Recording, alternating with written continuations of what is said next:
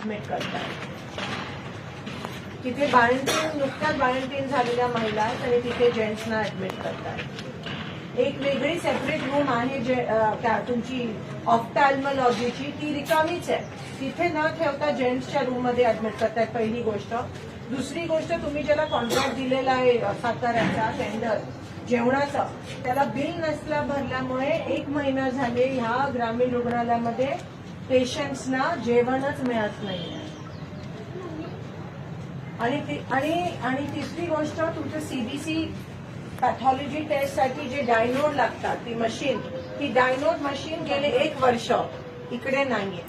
Machine आहे आणि त्या डायनोड नाहीये त्याच्यामध्ये, आणि म्हणून सीबीसी इथे होत नाहीये. सीबीसी आउटसोर्स करावं लागतंय. आणि चौथी गोष्ट, 34 स्टाफची मंजुरी आहे, पण आता सध्या फक्त 25 लोक कामावर आहेत. ते पण आहेत का नाही अजून मला त्याच्यात पटलं नाहीये.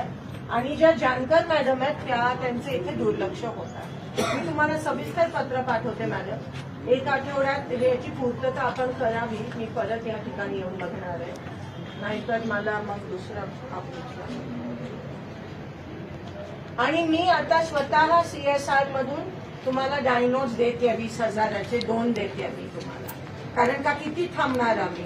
तुम्ही लोकांना वेठीस न धरता ताबडतोब आज इन्स्ट्रक्शन द्या की मेल आणि फिमेल सेपरेट झालं पाहिजे. हे टोटली चुकीचं आहे. महिलांवर या ठिकाणी प्रायव्हसीवर अतिक्रमण होतात.